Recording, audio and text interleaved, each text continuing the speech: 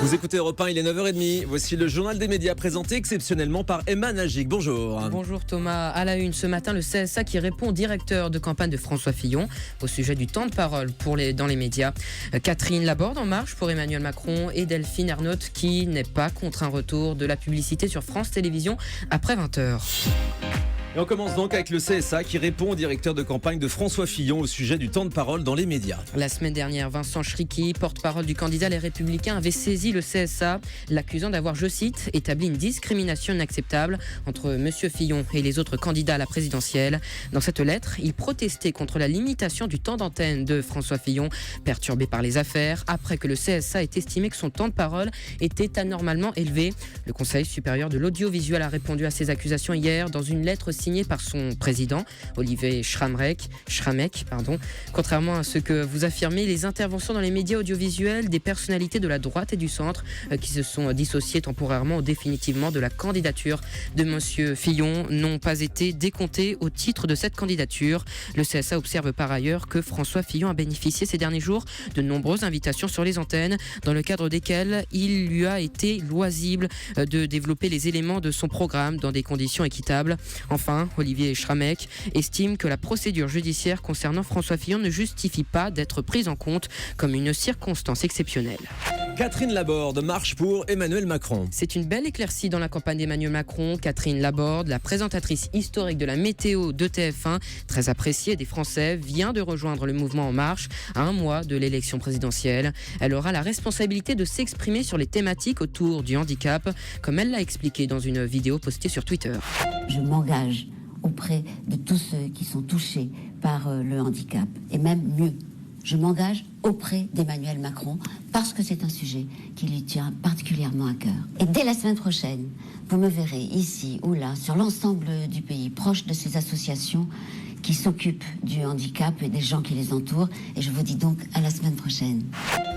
Catherine Laborde n'est pas la première personnalité des médias à porter son soutien au candidat En Marche. En janvier dernier, l'ex-journaliste d'ITélé Laurence Haïm annonçait son départ de la chaîne pour devenir porte-parole d'Emmanuel Macron. Delphine Ernotte n'est pas contre un retour de la publicité sur France Télévisions après 20h. C'est ce qu'a déclaré la présidente du groupe audiovisuel public lors d'une rencontre avec les téléspectateurs mardi à Lyon. Elle explique ne pas être opposée à un retour raisonnable de la pub après 20h sur les antennes de France Télé qui permettrait de trouver entre autres des financements supplémentaires pour la création française, mais ce à une seule condition, qu'il n'y ait pas d'interruption de programme. La candidate russe à l'Eurovision interdite d'entrée en Ukraine. Le concours de chant, grande fête populaire dans toute l'Europe, se retrouve au cœur des tensions géopolitiques.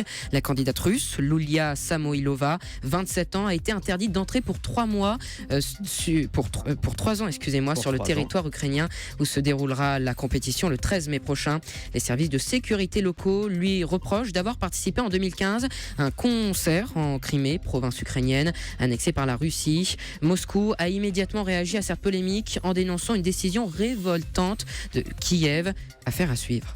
Quotidien va s'intéresser aux chats et aux chiens dans une émission spéciale prochainement sur TF1. Yann Barthès et son équipe sont toujours là, on ne les attend pas. Après une émission consacrée au tatouage, Quotidien proposera le vendredi 14 avril prochain, en deuxième partie de soirée sur TF1, une nouvelle déclinaison exceptionnelle du talk-show consacré à un autre thème insolite, les chiens et les chats, animaux de compagnie préférés des Français. Au programme des reportages, des happenings, mais aussi un coup de projecteur sur les fameux lolcats, ces chats qui font rire des millions d'internautes. Bref, ça va être drôle. Elle est de toi celle-là.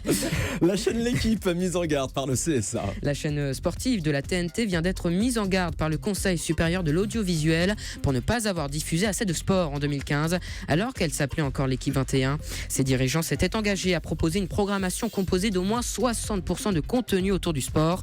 Un chiffre visiblement qui n'a pas été respecté en 2015 selon le CSA. La mise en garde est le premier niveau d'avertissement du CSA avant la mise en demeure et d'éventuelles sanctions comme une amende s'élevant jusqu'à 3% du chiffre d'affaires. Allez, on termine avec le chiffre du jour. 21 comme la 21e saison de Koh-Lanta qui se déroulera dans un cadre totalement inédit, les îles Fidji. Le tournage démarrera dans les prochains jours pour une diffusion à la fin de l'année.